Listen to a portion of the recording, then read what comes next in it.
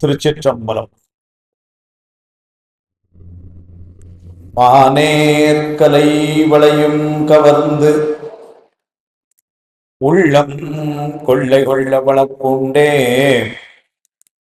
தேனே அமுதே என் சித்தமே சிவலோகநாயக செல்வமே ஆனே அலம்பு புனர் பொன்னி அணியாவடுதுறை அன்பர்தம் கோனே நின் மெய்யடியார் மனக்கருத்தை முடித்திடும் குன்றமே கருணை ஒளி திருமுகத்தில் திருநீற்றுணுதலும் கண்டானை வசப்படுத்த கனிந்த வாயளவும் பெருமை தரு துறவோ பொறையுளத்தில் பொறுத்தே பிங்ககனார் மலத்தாள்கள் பிரியாத மனமும் மறுவினர்கள் அகலாத ஞானமே வடிவாம் வளத்துறை செய் சிவஞான மாமுனிவன் மலர்த்தால் ஒரு பொழுதும் நீங்காமல் எமது உளத்தில் சிரத்தில் ஓதிடும் நாவினில் என்றும் உண்ணி வைத்தே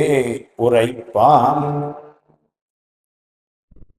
இருவினைதாம் இவை மும்மலம் இயங்கிவை ஏது சிவம் கருவூரும் ஆறு உயிர் உண்மை இது என்று காட்டவல்ல குருபலன் நீ அன்றி வேறு அறியேன் இக்குவலயத்தில் திருவண்ணை மெய்கண்ட தேவே பஞ்சாப்த தேசிகம்.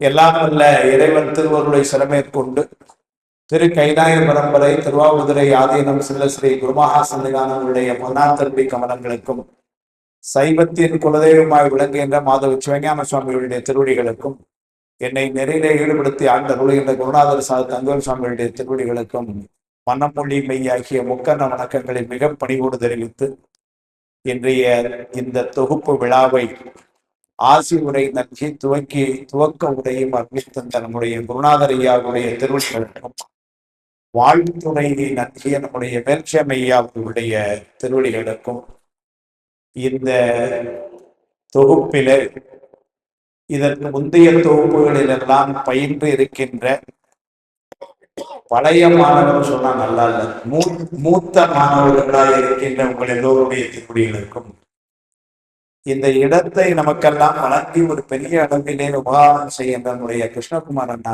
அவர்களுடைய திருவடிகளுக்கும் முன்னர் தன்னுடைய அனுபவத்தை இங்கு பகிர்ந்து கொண்ட நம்முடைய சபரிஜோல்ஸ் உரிமையாளர் அண்ணன் முத்து நடராஜன் ஐயா அவருடைய திருவடிகளுக்கும் மாடல் வல்லான் அமைப்பை சேர்ந்த கிருஷ்ணகுமார் ஐயா இன்னும் அதை சார்ந்த அன்பர்கள் இன்னும் பலராக இருக்கின்ற இந்த அன்பர் திருக்கூட்டம் குறிப்பாக இந்த தொகுப்பிற்கு புதியனமாக இங்கு வந்திருக்கின்ற புது வரவுகளாக இருக்கின்ற அடியாறு பெருமக்கள் திருவடிகளுக்கும் நிறைவாக இந்த வகுப்புக்கெல்லாம் அமைப்பாளராயிருந்து முடிச்சிடறேன் அமைப்பாளராக இருக்கின்ற நம்முடைய சிவராமன் ஐயா அவர்கள், திருமதி கோமதி சிவராமன் அவர்கள் இருவருமாக செய்கின்ற பெரிய பங்கு அவர்கள் இருவருடைய திருவடிகளுக்கும் கலந்து சிறப்பிக்கின்ற அடியாறு பெருமக்கள் அனைவரது திருவடிகளுக்கும் எனது அன்பான பணிவான வணக்கங்களை தெரிவிக்க மகிழ்கின்றேன். நம்முடைய திருவாவூதுரை ஆதீனத்தின் சார்பிலே நடந்து வருகின்ற இந்த சைவ சித்தாந்த நேர்முக பயிற்சி மைய வகுப்பிலே 2025-26 என்று இந்த 2 ஆண்டு தொகுப்பிலே சேர வந்திருக்கின்ற உங்கள் அனைவரையும் திருமணத்தின் சார்பிலே வருக வருக என முதலில் வரவேற்று மகிழ்கின்றேன். மூத்த மாணவர்கள் பலராகவும் புதிய மாணவர்கள் பலராகவும் இருக்கின்ற இந்த ஒரு சபை, ஐயா சொன்னது போல இதுதான் ஐயா அவர்கள் இந்த மன்றத்திற்கு பெயரே திருவருள் அரங்கம் என்றுதான் வந்து அமைத்திருக்கிறார். அந்த திருவருள் அரங்கத்திலே அமர்ந்திருக்கின்ற உங்கள் எல்லோரையும் மீண்டும் வணங்கி இன்றைய வகுப்பு ஐயா அவர்களுடைய திருவருளும் குருவருளும் என்கின்ற தலைப்பிலே ஒரு பெரிய உரையும் நமக்கு இருக்கின்றது. அடியேன் இப்பொழுது செய்ய விரும்புகின்ற செய்தியெல்லாம் டீ வருத வரைக்கும் கொஞ்ச நேரம் ஏதாவது சொல்லணும். எங்க அமைப்பாளருக்கு தான் சொல்லி உட்கார வச்சிருக்கேன். அவர் டீ வந்தோடனே இப்படி கையை காமிப்பாராம், நான் உடனே முடிக்கணும். நான் அதனால அவரை பார்த்துக்கிட்டே தான் பேசணும். வந்து 3 செய்திகளை இன்றைக்கு பாடமாக அமைக்க விரும்புகிறோம். சைவ சித்தாந்தம் அல்லது சைவ சமயம் என்றால் என்ன என்ற ஒரு கேள்வி. இரண்டாவது கேள்வி, இந்த சைவ சமயத்தினுடைய பெருமைகள் என்ன? இரண்டாவது. எல்லாத்துக்கு மேல மூன்றாவது, இதை ஏன் பயில வேண்டும்? ஏன்னா இன்னைக்கு புதிய எங்களுடைய மூத்த மாணவர்களுக்கு எல்லாம் தெரியும். இன்றைக்கு புதிய தொகுப்புக்கு வந்திருக்கின்ற மாணவர்கள்லாம் ஒரு 1800 ரூபாயை கெட்டிட்டு வந்திருக்கிறோம். இந்த 1800 ரூபாய்க்கு என்ன கிடைக்க போகுது முதல்ல தெரியும். இது 1800 ரூபாய்ங்கிறதுக்கு மட்டும் சொல்லல. இன்றிலிருந்து துவங்கி 26 டிசம்பர் வரைக்கும் பாத்தீங்கன்னா 24 ஞாயிற்றுக்கிழமைகள் 10ல இருந்து 5 வரைக்கும் நேரத்தை செலவழிக்க இருக்கிறோம். அந்த நேரம் மட்டும் இல்லை, இந்த புத்தகத்தை வச்சுட்டு வீட்டுல தினம் தினம் இங்க பழைய மாணவர்கள் மாதிரி 2 மணி நேரம் 3 மணி நேரம் தினம் படிக்கணும். அது வேற இருக்கு. அப்ப இவ்வளவு நேரமும் நம்ம இதுல செலவழிச்சு, பழைய மாணவர்கள் இப்ப சிரிக்காதீங்க, நீங்க சிரிச்சீங்கன்னா புதிய மாணவர்கள் சண்டையா வருது. ஒரு பொய்னா கூட நான் சிரிக்காம சொல்லிட்டு இருக்கேன்ல, அப்ப நீங்களும் கவனமா இருக்கணும். அதனால இவ்வளவு நேரமும் நம்ம இதுல செலவழிக்கிறதுக்கு, ஏன்னா இன்னைக்கு உண்மையிலே பாத்தீங்கன்னா, நிஜமா சொல்றேன், ஏன்னா இது திருப்பூர் தொழில் நகரம். இங்க நேரம் என்பதுதான் பெரிய கரன்சி, பணம் என்பதை விட. 5ஆம் தேதி துணி இங்க இருந்து அமெரிக்காவுக்கு அனுப்பணும்னா அது 5ஆம் தேதி போகணும். அது ராத்திரி 11 மணி 12 மணி நாளும் சரி அனுப்பிட்டு தான் வீட்டுக்கு போகணும். அப்படித்தான் தொழில் நடக்கும். அதனாலதான் திருப்பூர் முன்னேறியும் இருக்கு. ஏன்னா நாங்களாம் அந்த தொழிலே இருந்தவங்க. அப்ப அது மாதிரி இந்த நேரம் என்பது அப்ப நமக்கு ரொம்ப முக்கியமானது. உண்மையிலே கூட காட்டீங்கன்னா, இப்பெல்லாம் பெரியவங்கள்ட்ட ஒரு 5000 ரூபாய் கொடுங்கன்னா கூட கொடுத்துருவாங்க. ஒரு 2 மணி நேரம் உங்க டைம் வேணும்னா, இல்லை தம்பி நம்ம ரொம்ப முக்கியமா சொல்லி பார்ப்ப அப்படின்றாங்க. ஏன்னா அப்படி ஒரு காலம். அதனால இவ்வளவு நேரம் நம்ம இன்னும் 2 ஆண்டுகள் செலவழிக்க போறோம் அப்படின்னா, அதனால் கிடைக்க போற பலன் என்ன? அதனால இந்த 3 பகுதிகளைத்தான் நம்ம இன்றைக்கு பார்க்க இருக்கிறோம். சைவம் அல்லது சைவ சித்தாந்தம் என்றால் என்ன அடிப்படையா? சைவம் என்பதனுடைய பெருமை என்ன இரண்டாவதா? இதை பயிலுவதனால் கிடைக்கக்கூடிய பலன் என்ன மூணாவது? அதைத்தான் நம்ம பார்க்க இருக்கிறோம். அதுல இப்ப கிட்டத்தட்ட இன்னொரு 15 நிமிடம் மட்டும் நான் எடுத்துக்கொண்டு சைவம் என்றால் என்னங்கிற ஒரு சின்ன அறிமுகத்தை மட்டும் இப்ப பண்ணிக்கிறேன். அதுக்கப்புறம் ஐயா உன்னுடைய உரைக்கு அப்புறம் மதிய உணவுக்கு அப்புறம் எல்லாருமே இருந்து அடுத்த 2 கேள்விகளையும் நாம் சிந்திக்க இருக்கின்றோம். இந்த வகுப்பு என்கின்ற ஒரு ஆசிரியர் என்கின்ற முறையில 1-2 அறிவிப்புகளை நான் முதல்ல உங்களுக்கு சொல்ல வேண்டும். ஏன்னா இது புதிய மாணவர்களுக்காக. ஒவ்வொரு மாதமும் 3வது ஞாயிற்றுக்கிழமை சரியாக காலை 10 மணிக்கு துவங்கி மாலை 4 மணி வரைக்கும் இங்கு வகுப்பு நடைபெறும். மதிய உணவு இங்கு நம்முடைய அமைப்பாளர்கள் ஏற்பாடு செய்து தருவார்கள். யாரும் கொண்டு வர வேண்டியதில்லை. இந்த நேரம் முதல்ல கடைபிடிப்பதற்கு எல்லாரும் முதல்ல ஒரு பெரிய ஒத்துழைப்பு தர வேண்டும். அதனால சரியா காலையில 10 மணிக்கு துவங்குவதற்கு நீங்கள் ஒத்துழைக்க வேண்டும். சரியாக 4 மணிக்கு வகுப்பு முடிப்பதற்கு நான் உத்தரவாதம் தருகிறேன். இது முதல்ல. மதிய 1 மணி நேரம் உணவு இடைவேளை நாம் எடுத்துக்கொள்வோம். இந்த வகுப்புல நம்முடைய பாடம் என்பது இப்பொழுது வேல்சாமி ஐயா சொன்னது போல சாத்திரமும் தோத்திரமும் என்று 2 பகுதிகள் நமக்கு அடிப்படை நூல்களாக இருக்கின்றன. அதிலே சாத்திர நூல்கள் 14 நூல்கள் இருக்கின்றன. அந்த 14 நூல்களில் இந்த 2 ஆண்டுகளில் 4 நூல்களை நாம் முழுமையாகவும் ஏனைய 10 நூல்களை ஒரு அறிமுகமாகவும் பயில இருக்கின்றோம். இதற்கு உரித்தான அனைத்து நூல்களும் திருமணத்திலிருந்து நமக்கு வழங்கப்படும். அதனால யாரு எந்த நூலும் புதியனவாக வாங்க வேண்டிய அவசியம் இல்லை. நீங்க அதிகபட்சம் வாங்க வேண்டியெல்லாம் எழுதுவதற்கு ஒரு நோட்டும் பேனாவும் தான், குறிப்பு எடுத்துக்கொள்வதற்கு. நூல்கள் நமக்கு இங்கு அவ்வப்பொழுது அந்தந்த கால பாடத்திட்டம் வரும் பொழுது அமைப்பாளர் அந்தந்த புத்தகங்கள் நமக்கு மடத்திலிருந்து வாங்கி இங்கு தருவதற்கு ஏற்பாடு செய்வார்கள். அதனால அதுவும் 3வது ஒரு முக்கியமான அறிவிப்பு என்னன்னு சொன்னா, அது நம்ம வகுப்புல ஒரு முக்கியமான அறிவிப்பு. இந்த சைவ சித்தாந்த பாடம் என்பது ஒரு தத்துவம். தத்துவம் அப்படின்னு சொன்னா பின்னாடி விரிவா சொல்ல போறோம். அது ஒரு உண்மை அல்லது ஒரு கொள்கைன்னு வச்சுக்கணும். இப்போ ஒரு கொள்கை அப்படின்னு சொன்னா எனக்கு ஒரு கொள்கை இருக்கும், உங்களுக்கு ஒரு கொள்கை இருக்கும், இப்படி ஒவ்வொருத்தருக்கும் சில கொள்கைகள் இருக்கும். ஆனா சில கொள்கைகள் எல்லாருக்கும் உடன்பாட்டு தான் இருக்கணும். இப்போ காலையில 5 மணிக்கு எந்திரிக்கிறது அநேகமா அம்மாவுடைய கொள்கை, 7 மணிக்கு எந்திரிக்கிறது என்னுடைய கொள்கை. அப்படி இது இந்த சின்ன வித்தியாசங்கள் இருக்கலாம். ஆனா காலையில தூங்கி எந்திரிக்கணுங்கிற கொள்கையில நம்ம எல்லாம் ஒன்னா தான் இருக்கணும், இல்லைங்களா? அது மாதிரி சில கொள்கை உடன்பாடுகள் நமக்கு இருக்கும். அப்ப அதே மாதிரி இப்ப சைவ சித்தாந்தம் என்கின்ற தத்துவத்தை நான் விளக்கும் பொழுது உங்களுக்கு ஒருவேளை அதுல உடன்பாடு இல்லாமல் சில இடங்கள் தோன்றலாம் மனசுல. அப்ப கொள்கையில ஒரு சின்ன வித்தியாசங்கள் வரலாம், வரும். அப்படி வரும் பொழுது உடனடியாக அதை பற்றிய ஐயத்தை நீங்கள் என்னிடம் கேட்டு தெளிவு பெறலாம். ஏன்னா சில வகுப்புகள் எப்படி அமைத்திருக்கிறார்னு சொன்னால், மாலை 4 மணிக்கு நாம கேள்வி நேரம் என்று வைத்துக் கொள்வோம். அதுல நீங்க உங்க கேள்வி எல்லாம் கேட்கலாம். நம்ம வகுப்புல அப்படி இல்லை. 10:45 நான் சொல்லுதுல உங்களுக்கு சந்தேகமா இருந்ததுன்னா 10:50 உடனே நீங்க என்கிட்ட கேட்டுருங்க. அப்போ உள்ள சந்தேகத்தை மட்டும் நீங்க அதுக்காக ஏதாவது ரொம்ப பொதுவான ஒரு சந்தேகத்தை எல்லாம் அங்க எழுப்பக்கூடாது. அது வகுப்பை பாருங்க.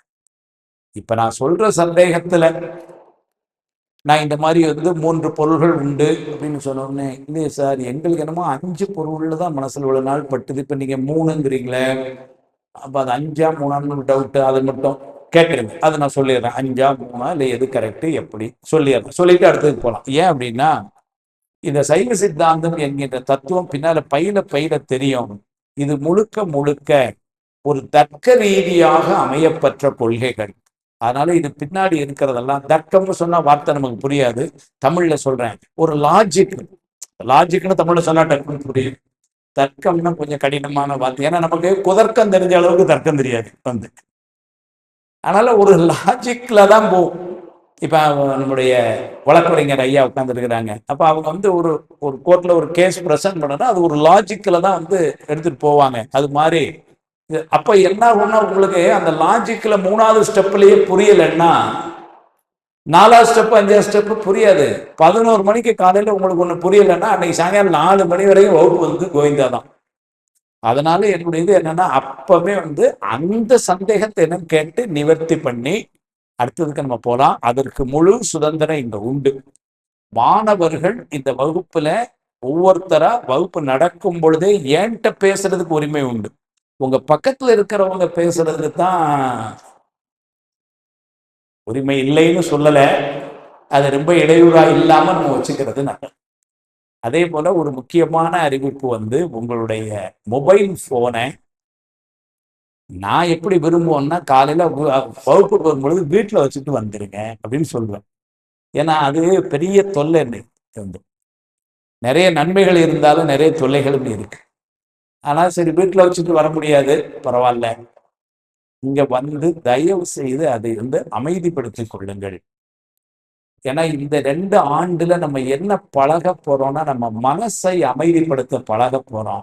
அது முதல்ல செல்போன் அமைதிப்படுத்துறதுல ஆரம்பிப்போம். ஏன்னா நிறைய நேரங்கள்ல நம்ம மனசு அமைதியை கெடுக்கிறதே அதுதான்.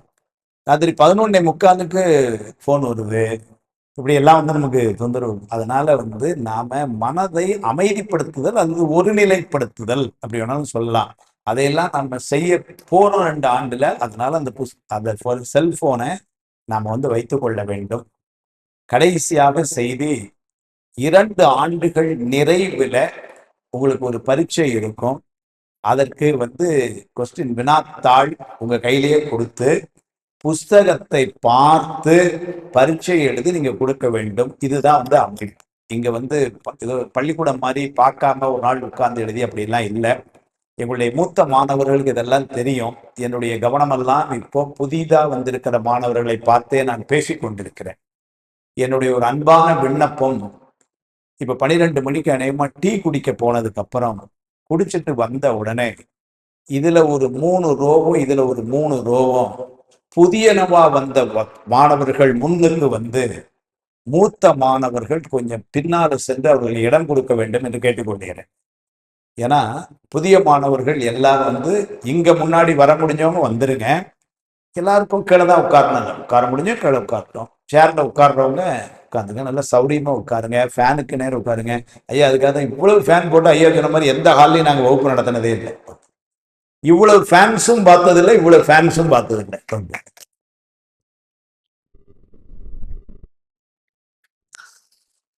அதனால நல்ல சௌரியமா ரிலாக்ஸ்டா உட்கார்ந்து வந்து ஞாயிற்றுக்கிழமை பெண்கள்லாம் ரொம்ப மகிழ்ச்சியா இருங்க. இன்னைக்கு ஒரு நாள் நீங்க சமையல் பண்ண வேண்டாம், சாப்பாடு இங்க இருக்கு, அப்படி ரிலாக்ஸ்டா வந்து உட்கார்ந்து இந்த படத்தை வந்து கேளுங்க. சைவ சித்தாந்தம் ஒரு அறிமுகம் என்று சொன்னால் முதல்ல சைவம்னா என்ன என்று தெரியணும். ஏன்னா இதுல ரெண்டு வார்த்தை வருது, சைவம் சித்தாந்தம் ரெண்டு வார்த்தை வருது. முதல்ல சைவம்னா என்னன்னு தெரியணும். பொதுவா இந்த வகுப்புக்கு வர முன்னாடி சைவம் அப்படிங்கிற சொல்லு நம்ம எனக்கெல்லாம் நல்ல பழகின இது என்னன்னா கௌரி சங்கர் சைவ உணவகம்னு போட்டிருப்போம். இதுதான் சைவம்ங்கிற சொல்லு நான் ரொம்ப பார்த்த இடம். அல்லது ஆரிய பவன் சைவ உணவகம். அந்த உணவு ரீதியான அந்த வார்த்தை பிரயோகத்தை இங்க நம்ம எடுக்கல இப்போ. அப்ப சைவம்ங்கிறது அதை வச்சு பேசணும். ஐயா நாங்கள்லாம் திருநெல்வேலியில எங்க பக்கம் இங்கேயும் இருக்கும்னு நினைக்கிறேன். நாங்க சார்ந்திருக்கிற சாதி அமைப்புகள்ல இந்த சைவம் சார்ந்த சில பேர்கள் உண்டு. உதாரணத்திற்கு வேளாளர்னா இவர் சைவ வேளாளர், வேற வேளாளரும் இருக்கிறார். முதலியார்ல சைவ முதலியார், இவர் வந்து இந்த இப்படி எல்லாம் சொல்லலாம். அப்ப சைவம்ங்கிற சொல்லல சில சாதி அமைப்புகள் இருக்கு. இங்க நம்ம அதையும் சொல்ல போறதில்லை. அப்ப சைவம்ங்கிறது இங்க என்ன நோக்கிலே நம்ம பார்க்க இருக்கிறோம் என்று சொன்னால் சமயம் என்கின்ற நோக்கிலே சைவத்தை பார்க்க இருக்கிறோம். இப்ப என்ன சிக்கல் வருதுன்னா சமயம்னா என்னன்னு தெரியணும் இப்போ. ஏன்னா சமயம்ங்கிற சொல்லே புதுசு. சமயம்னா என்ன உங்களுக்கு ஏதாவது தெரியுங்களா? புதிய மாணவர்கள் பதில் சொல்லலாம். ஏன்னா எங்க மூத்த மாணவர்கள் எல்லாத்துக்கும் தெரியும். நான் அதனாலதான் அவங்க எல்லாம் முன்னாடி இருக்கணும்னு சொல்ல வந்தது. அடுத்த சமயம்னா என்னன்னு உங்களுக்கு ஏதாவது? பாலக்காட்டுல சமயம் என்னன்னா 11:55 அங்க சமயம்னா நேரம்.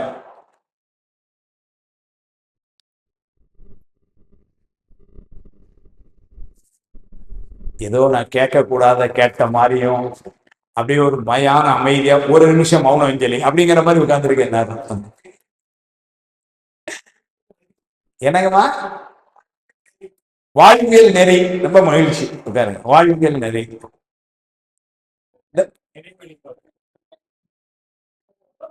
கோட்பாடு. சரி, இந்த பக்கம்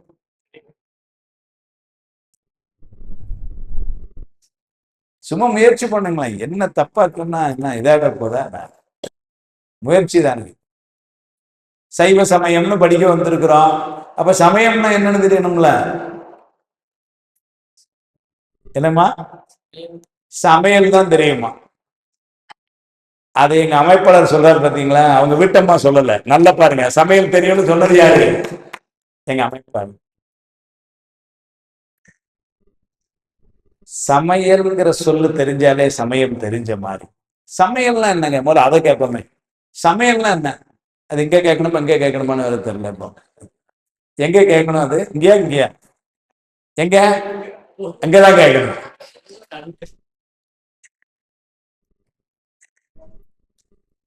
இப்போ நான் யாரையும் ஒருத்தட்ட வந்து உங்க பிரதான உணவு என்னங்க அப்படின்னு கேட்டு, இப்ப நீங்க வடநாட்டுக்கு போறீங்கன்னு வச்சுக்கீங்களேன். ஒருவேளை வந்து காசி டூர் போறீங்க, அல்லது கைலாயம் போறீங்க, ரிஷிகேஷ் போறீங்க. அங்கெல்லாம் பாத்தீங்கன்னா இந்த சப்பாத்தி கோதுமை தான் பிரதான உணவு. அதனால இப்ப உங்கள்கிட்ட அவங்க கேட்கறாங்க, நீங்க எங்க இருந்து வரீங்க, உங்க பிரதான உணவு என்னன்னு. இப்ப நம்ம என்ன சொல்லுவோம்? அரிசி தாங்க நாங்க பிரதானமா.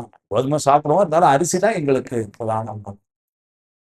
ஓ, உங்களுக்கு அரிசி தான் அப்படின்னு உடனே அவன் உடனே ஒரு 50 கிராம் அரிசி ஒரு தட்டில் கொண்டு வச்சு சாப்பிடுங்க அப்படின்னு வச்சுட்டு வச்சுக்கோங்க. சாப்பிட முடியுமா என்ன? இல்லை.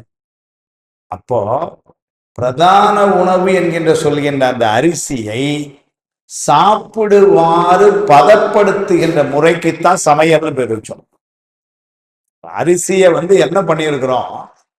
சாப்பிடுற ஒரு முறைக்கு அதை பதப்படுத்துறோம். அதை ஒரு 3 டம்ளர் தண்ணி ஊற்றி குக்கர்ல வச்சு, அப்புறம் எத்தனை விசில் வரணுங்க சிவராமன்? 3 எபிசோட் அங்க பாருங்க. ஆனா ஒண்ணு ரொம்ப தெளிவு என்னன்னா, இந்த பகுதி நாங்க வாயை திறக்கிறதா இல்லை இன்னைக்கு அப்படின்ட்டு அமைப்பாளர் சொல்லிட்டாரான்னு தெரியல, நடுவில் யாரும் பேசக்கூடாது அப்படின்ட்டு. ஒருவேளை இப்படி நினைச்சிருக்கலாம், பேச வந்தவன் நீ தானடா, நீயே பேசு, எவ்வளவு நேரம் பேசு அப்படி ஒரு உட்கார்ந்துருக்காங்களா, அதுவும் தெரியல எனக்கு. அப்ப அரிசியை பதப்படுத்துதல், உண்ணுவதற்கு ஏற்றவாறு பதப்படுத்துதல், அது சமையல். மனிதனை வாழ்வியல் முறை என்று சொல்லி பதப்படுத்துதல் சமயம். ஏதோ நெறியில இருந்து என்னன்னு தெரியாம ஒரு வாழ்க்கையில இருந்த நம்மை இப்படித்தான் இருக்க வேண்டும் என்று நம்மை கொஞ்சம் கொஞ்சமா நான் சொல்றது ஒரு 10,000 வருஷத்துக்கு முன்னாடி மக்கள் எப்படி இருந்தாங்க தெரியல. எவ்வளவு நூற்றாண்டுகளுக்கு முன்னாடி என்ன சொல்றாங்க, இலை இதைகள் எல்லாம் கொண்டு தன்னை மறைத்து வாழ்ந்தார்கள் அப்படின்னு. அது ஒரு அதுல இருந்து கொஞ்சம் கொஞ்சமா வந்து இன்னைக்கு நம்ம இந்த நெருக்கி இருக்கோம்னா நம்மளை கொஞ்சம் கொஞ்சமா பதப்படுத்தி இருக்கிறார்கள், அல்லது ஐயா சொன்ன மாதிரி நெறிப்படுத்தி இருக்கிறார்கள். அந்த நெறிப்படுத்துகின்றது தான் சமயம்.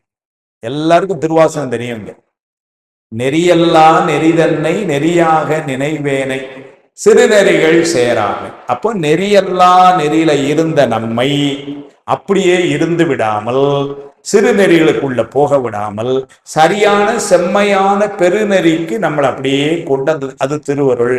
அப்படி கொண்டு வர அந்த பொறுப்பு யாருடையதுன்னா சமயத்தினுடையது.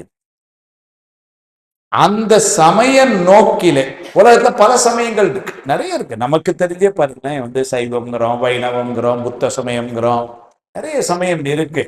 அதுல இப்ப நம்ம சைவத்துக்கு வரோம். அப்ப இந்த சமயம்ங்கிற நோக்கிலே சைவம்ங்கிற சொல்ல பார்த்தா இங்க சைவம்ங்கிறது என்ன பொருள் அப்படின்னா ரொம்ப எளிமையா சொன்னாங்க, சிவபெருமானை கடவுள் என்று ஏற்றுக்கொள்ளுகின்ற நெறி சைவம்.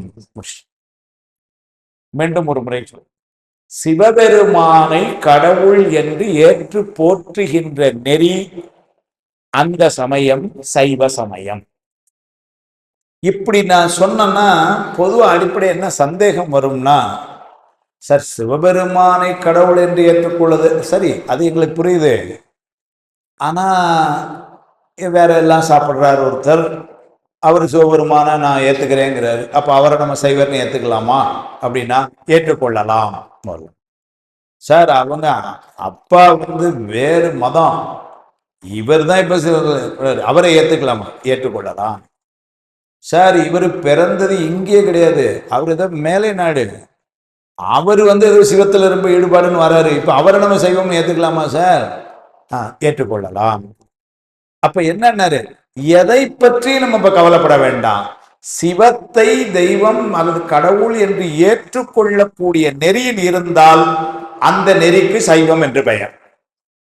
இதை இப்ப இவ்வளவு நேரம் நம்ம வேல்சாமியா சொன்னாங்க, பெரிய புராணத்துல இருந்து நிறைய, ஏன்னா நமக்கு திருமுறைகள்லாம் தெரியும், அந்த பெரிய புராணத்துல சொல்லிட்டார், என் நிலையில் நின்றாலும் எக்கோலம் கொண்டாலும் மன்னிய சீர் சங்கரன் தாழ் மறவாமை பொருள். சைவத்துக்கு பொருள் என் நிலையில் நின்றாலும், வாழ்க்கையில ஏதோ நிலையில் இருக்கலாம், பெரிய பணக்காரராக இருக்கலாம், ஏழையா இருக்கலாம், பெரிய படித்தவராக இருக்கலாம், படிக்காதவராக இருக்கலாம், ரொம்ப அழகானவராக இருக்கலாம், இல்லாமல் இருக்கலாம், நல்ல குணம் பொருந்தியவராக இருக்கலாம், என்னவா இருக்கட்டும், என் நிலையில் நின்றாலும் எக்கோலம் கொண்டாலும். எக்கோலம்னா அந்த காலத்துல சொன்ன 2 கோலம் தான் நமக்கு, ஒன்னு இல்லற கோலம், இன்னொன்னு துறவர கோலம். அது இல்லறத்துல இருக்கலாம் அல்லது துறவியா இருக்கலாம், எந்த கோலத்துல இருந்தாலும் எக்கோலம் கொண்டாலும். அப்ப என் நிலையில் நின்றாலும் எக்கோலம் கொண்டாலும் என்ன பொருள்னார், மன்னிய சீர் சங்கரன். மன்னியன்னு 2 சுழின்னு போட்டா நிலை பெற்று விளங்குகின்ற அர்த்தம், அழியாதன்னு அர்த்தம். 3 சுழி போட்டா இந்த மண்ணுன்னு ஆயிடும், 2 சுழி போடணும். மன்னுதல் அப்படின்னா நிலை பெற்று விளங்குதல், அழியாமல் இருத்தல். அவ்வாறு அழியாமல் புகழோடு இருக்கின்ற சங்கரன் சுவாமி சிவபெருமான். மன்னிய சீர் சங்கரன் தாழ், அவனுடைய திருவடிகளை மறவாமை பொருள்.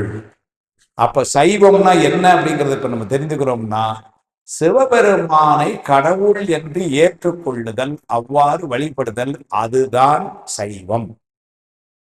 வேற எதையும் வைக்கல. எந்த குலமா இருந்தானே, எந்த நாட்டுல தோன்றினான, எந்த உணவா இருந்தானே, யாருக்கு பிள்ளையா பிறந்தானே, என்ன மொழி பேசினான, எதுவும் இது இல்லை. சைவம் என்பதற்கு பொருள் சிவபெருமானை கடவுள் என்று ஏற்றுக்கொள்ளுதல். வச்சுக்குவோம். அடுத்த ஒரு சொல் இருக்கு, சித்தாந்தம் அப்படின்னு சொல்றோம். சித்தாந்தம்னா என்ன?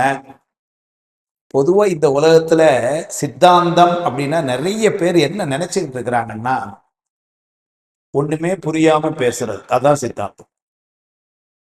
ஏன்னா ஏதாவது ரெண்டு பேரும் சண்டை போட்டா ஒருத்தர் வந்து புரியலன்னு வச்சுக்கோங்க, ஆமா இவர் பெரிய சித்தாந்தம் பேசுறாரு அப்படின்பா. அப்ப சித்தாந்தம்னா என்ன? திரும்பவும் ஒரு சின்ன இது வச்சுக்கலாமே. சித்தாந்தம்னா என்ன நினைக்கிறோம்? என்னங்கம்மா? சரி, அவருக்கு கூட சித்தாந்தம்னா என்ன சொல்றாங்க? என்னம்மா? கொள்கைகள். ரொம்ப அருமையா சொன்னாங்க, கொள்கைகள். நீங்க புதிய மாணவர், பாருங்க பாருங்க, எவ்வளவு மகிழ்ச்சியா இருக்கு. ரொம்ப கைதட்டுங்க. உள்ளது என்னங்க? வாழ்வியல் கோட்பாடுகள். வாழ்வியல் கோட்பாடுகள்.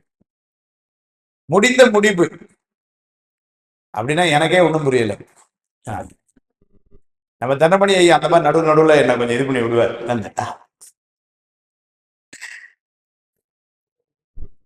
கொள்கை ரொம்ப எளிமையா புரியுது. வாழ்வியல் கோட்பாடு, முடிந்த முடிவு ரொம்ப சரி. அது அதுக்கப்புறம் வாரேன், ஏன்னா முதல்ல புரிந்து கொள்ளணுமே. அப்போ ஒரு கொள்கை அப்படின்னா அது கூட சில நேரங்கள்ல இந்த கொள்கைங்கிற வார்த்தை கூட சில நேரங்களில் கொஞ்சம் கடினமா இருக்கு. அதுக்கும் கூட நல்ல தமிழ் வார்த்தை இருக்கு, ஒரு பாலிசி. எனக்குன்னு ஒரு பாலிசி இருக்கு அப்படிங்கிறான். அப்படி சொன்னா தமிழ்ல சொன்னா புரியுது. வந்து டேக் இட் ஈஸி பாலிசி மாதிரி நமக்கு நிறைய பாலிசி இருக்கு, அதுதான் கொள்கை. அப்ப என்ன இருக்குன்னா, பொதுவா உலகத்துல எல்லாருக்குமே கொள்கைகள் வந்து உண்டு. ஏதோ ஒரு கொள்கை இருக்கலாம். சும்மா ஒரு உதாரணத்துக்கு ஒண்ணு சொல்லனே. எப்ப எத்தனை மணிக்கு படுத்தாலும் சரி, காலையில 5 மணிக்கு மேல நான் தூங்க மாட்டேன் சார், இப்படி கொள்கையுடைய பெண்கள், ஆண்கள் நிறைய பேர் இருக்கிறாங்க இன்னைக்கு. அவங்க வழக்கமா ராத்திரி 9 மணிக்கு படுப்பாங்க, காலைல 5 மணிக்கு. ஆனா வெளியூர்லாம் போனோம், இது பண்ணோம், ராத்திரி 12 மணிக்கு வந்தாலும் சார் காலையில 5 மணிக்கு மேல நான் படுக்கையில இருக்க மாட்டேன். எந்திரிச்சு என்ன பண்ணுவீங்க? சும்மா இருந்தாலும் சரி, வேலை இருந்தா இல்லைனாலும் சரி, ஆனா அது அதுக்கு மேல படுக்கிறது பழக்கம் சின்ன பிள்ளையில இருந்தே அப்படி பழகிட்டோம். அது ஒரு கொள்கை. அப்படி கொள்கையிலையும் பாக்குறோம். சார் என்ன ஆனாலும் சரி, காலையில 8 மணிக்கு முன்னாடி எந்திரிக்க மாட்டேன்னு கொள்கையில அளவு இருக்கு. இருக்கீங்களா? நான் வேடிக்கையா சொல்றது உண்டு. இந்த உலகத்துல இன்னைக்கு நம்முடைய வாழ்வியல் முறையில பாத்தீங்கன்னா, போன் பண்ணி உங்களுக்கு கடன் வேணுமான்னு கேக்குறான், கார்டு வேணுமாங்கிறான். கடன் வாங்குறதுக்கு அவ்வளவு எளிமையா போச்சு. முன்னாடி எல்லாம் கடன் வாங்குறது ரொம்ப கடினம், இப்ப அப்படி இல்லை. ஆனாலும் சில பேர் இருக்கிறாங்க கொள்கை, நான் கடன் வாங்குவதில்லை. ஏன்னா அவங்க வந்து ஏதோ ஒரு பொருள் வாங்கணும்னா கூட, சார் 2 வருஷமா கொஞ்சம் கொஞ்சமா சேர்த்து வச்சுதான் வாங்கணும் இல்லையே, அந்த கடன் வந்து நான் வாங்குறதே இல்லை சார். அது ஒரு கொள்கை, பாராட்டு. அது ரொம்ப பாராட்டும். அப்படி சில பேர் இருக்கிறாங்க. சில பேர் இருக்கிறாங்க, எந்த சூழ்நிலையிலையும் நான் வாங்கின கடனை கொடுக்கறது இல்லை, அது ஒரு கொள்கை இல்லைங்களா? அப்ப ஏதோ ஒரு கொள்கையில அவங்க மக்கள் வாழ்ந்து கொண்டிருக்கிறான். நான் ஒருத்தட்ட கேட்டேன், உங்க கொள்கை என்னங்கன்னு கேட்டேன். பொதுவா கடன் சொல்ல, சும்மா உங்க கொள்கை என்னன்னு. அவர் சொன்னாரு, எனக்கு கொள்கையெல்லாம் ஒண்ணும் கிடையாது சார், நான் அப்படிலாம் ஒண்ணும் வச்சுக்கிட்டது இல்லைன்னு. அப்பதான் நினைச்சேன், கொள்கைன்னு ஒண்ணு வச்சுக்கிட மாட்டேன்னு ஒரு கொள்கை உடையவன் சில பேர் இருக்காங்க. அப்ப இந்த கொள்கைன்னா நமக்கு என்னன்னு தெரியுதா? இப்ப இங்க வாங்க, சைவம் என்றா என்ன சொன்னோம்? சிவபெருமானை கடவுள் என்று ஏற்றுக்கொள்ளக்கூடிய ஒரு நெறின்னு சொன்னோம். அதை பின்பற்றுபவர்கள் சைவர்கள். சைவத்தை பின்பற்றுபவர் சைவர், வைணவத்தை பின்பற்றுபவர் வைணவர், கிறிஸ்தவத்தை பின்பற்றுபவர் கிறிஸ்தவர். இப்ப சைவர்கள் அவர்களுக்கு என்று சில கொள்கைகள் உண்டு. அந்த கொள்கைகளுக்குத்தான் சைவ சித்தாந்தம்னு பேர். சிவபெருமானை கடவுள் என்று ஏற்றுக்கொள்ளக்கூடிய சைவராகிய எனக்கு என்னுடைய கொள்கை, அதாவது சைவர்களுக்கு என்று நிலைநிறுத்தப்பட்ட கொள்கைகள், அதற்கு சைவ சித்தாந்தம் என்று பெயர். ஒரே ஒரு செய்தி தான், ஒரு நிமிஷம் சொல்லிட்டு டீ வந்துச்சுங்களா ஐயா, டீக்கு போயிடலாம். என்னன்னா, இந்த சைவ சித்தாந்தம் என்பது மிக மிக எளிமையானது. இதை யாரையும் ஒருவேளை இதெல்லாம் ரொம்ப கடினம், இந்த வகுப்புல எல்லாம் போய் உங்களுக்கு ஒன்றும் புரியாது அப்படின்னு சொல்லியிருந்தாங்கன்னா அவங்கள நம்பாதீங்க. சைவ சித்தாந்தம் என்பது ரொம்ப எளிமையானது. எப்படி சொல்றேன் அப்படின்னா, இந்த சைவ சித்தாந்தம் என்பது ரொம்ப உயர்ந்த பொருள். ஏன்னா சிவபெருமானை வழிபடுபவர்களுடைய கொள்கைன்னு சொல்லிட்டோம். அப்போ உயர்ந்த பொருளை வழிபடுகின்றவர்களுடைய கொள்கை, அதனால அது உயர்ந்த பொருள், அதுல சந்தேகம் இல்லை. நல்ல ஞாபகம் வச்சுக்கோங்க, இந்த உலகத்துல உயர்ந்த பொருள் எளிமையாகத்தான் இருக்கும். நீங்க இன்னைக்கு உயர்ந்த தலைவர் ஒருத்தர் சொல்லுங்க, காந்திஜியை சொல்லுங்க, அப்துல் கலாம் சொல்லுங்க, அவங்கெல்லாம் எப்படி இருந்தாங்க வாழ்க்கையிலன்னா, உயர்ந்தவர்கள் எப்படி இருப்பார்கள், எளிமையாகத்தான் இருப்பார். இன்னைக்கு காலையில கூட நம்ம செந்தில் ஐயா ஒருத்தர் பெரியவங்க, எங்க பேர் சொல்ல, ஒரு பெரியவங்களை சொன்னாங்க என்கிட்ட, இந்த ஊர் பெரியவங்க. சார் பெரிய கோடீஸ்வரன் சொல்ல, கோடி கோடிக்கு அதிபதி, நான் அவ்வளவு எளிமை, யாருக்குமே இது பண்ண முடியாது அவங்கள அப்படின்னு ஒரு பெரியவங்களை ஐயாவை பத்தி என்கிட்ட காலையில ரயில்வே ஸ்டேஷன்ல இருந்து நாங்க வரும்பொழுது என்று சொல்லிக்கிட்டே வந்தாங்க. அப்ப என்ன ஆகுதுன்னா, ரொம்ப பெரியவர்கள் எப்படி இருக்கிறார்கள்னா எளிமையாகத்தான் இருக்கிறார். இங்கேயே கூட கூட்டத்துல நிறைய பெரியவர்கள்லாம் உட்கார்ந்து இருக்கிறீங்க, எல்லாம் ரொம்ப எளிமையா.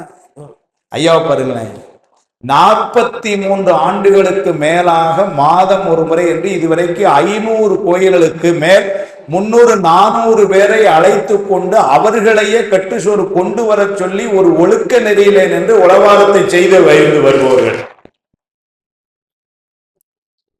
எப்படி இருக்கிறார்கள்? உளவார செம்மல் அப்படின்னு என்ன போர்டு போட்டா வந்திருக்கிறாப்ல, ரொம்ப எளிமையா. நீங்க விஜயமங்கலத்துல ஒன்றும் தெரியும் இவங்களை. இப்போ உதாரணத்துக்கு தள்ளி எங்களையோ ஒரு இடத்துல ஒரு பஸ் ஸ்டாண்ட்ல போய் நின்னாங்கன்னு வச்சுக்கோங்களேன், இவங்களை யாராவது வந்து உளவார செம்மல் ஐயா அப்படின்னு தெரிஞ்சிருக்குமா? நம்மள மாதிரி அடியா 2 பேர் பார்த்தா தெரியும். இல்லைன்னா, ஐயா பெரியவர் இந்த வயசுல ஏன் பஸ் ஏறிக்கிட்டு ஓரமா நில்லுங்க அப்படின்னு கூட்டத்தை சொல்லிட்டு போவான், தெரியாது. அப்ப என்ன சொல்றேன்னா, உயர்ந்தவர்கள் எப்படி இருப்பார்கள்னா எளிமையாக இருப்பார்கள். உயர்ந்த நெறி எப்படி இருக்கும்னா, அப்ப சைவசித்தாந்தம் எப்படி இருக்க முடியும்? அவ்வளவுதான். அதைத்தான் இந்த 2 ஆண்டுகள்ல நாம உணர இருக்கிறோம். நம்முடைய வேல்சாமியா சொன்னது போல, இந்த 2 ஆண்டுல சைவ சித்தாந்தம் படிச்சு முடிச்சிருவோம் அப்படின்னு யாரையும் சொல்லியிருந்தாலும் எங்க அமைப்பாளர் இப்படி சொல்லியிருக்க மாட்டார். ஒருவேளை நீங்க 1800 ரூபாய் கொடுங்க, சைவ சித்தாந்தம் கரைச்சு குடிச்சிடலான்னு சொல்லியிருந்தா இல்லை இல்லை. ஐயோ, அது கெட்ட முன்னாடி சொல்லக்கூடாதா, கெட்டதுக்கு அப்புறம் இப்ப சொல்றீங்க அப்படின்னா, அப்ப இப்ப இங்க என்ன நடக்க போகுது இந்த 2 ஆண்டுல அப்படின்னா, மேலான அல்லது உயர்வான அந்த தத்துவத்தை படித்தால் எனக்கு புரியும் என்கின்ற நம்பிக்கையை உங்கள் மத்தியில் விதைப்பதுதான் என்னுடைய பணி இந்த 2 ஆண்டுகள். இன்னும் ஒருபடி முயற்சிக்கிறேன், அது எவ்வளவு வெற்றி அடைவேன்னு தெரியல. அந்த நூல்களை எடுத்து படிக்க வேண்டும் எனக்கு என்று ஒரு ஆர்வம் வந்திருக்கிறது, படித்தால் புரியும் என்ற நம்பிக்கை வந்திருக்கிறது. இந்த 2 ஆண்டுல நான் இதை பெற்றுக்கொண்டேன்னு நீங்க சொன்னா 1800 ரூபாய் சரியா போச்சு, அடுத்த 1000 ரூபாய் கட்டினாதான் அடுத்ததை பத்தி சொல்லுவோம் என்று சொல்லி, இப்ப வந்து டீ பிரேக் முடிஞ்சு வரும் பொழுது மீண்டும் விண்ணப்பம், புதிய மாணவர்கள் முடிஞ்ச அளவுக்கு முன்னாடி வாங்க வந்து, அதுக்கப்புறம் ஐயாவுடைய உரைக்கு பின்னர் மதிய உணவு இடைவேளைக்கு பின்னர் சைவத்தினுடைய பெருமையும் சைவ சித்தாந்தம் ஏன் பயில வேண்டும் என்ற செய்தியெல்லாம் மதிய உணவுக்கு பின்னர் நாம் வைத்துக் கொள்வோம். இப்போ டீ பிரேக்கு ஐயாவுடைய அறிவிப்பு, அதன் பின்னர் டீ பிரேக். திருச்சிற்றம்பலம்.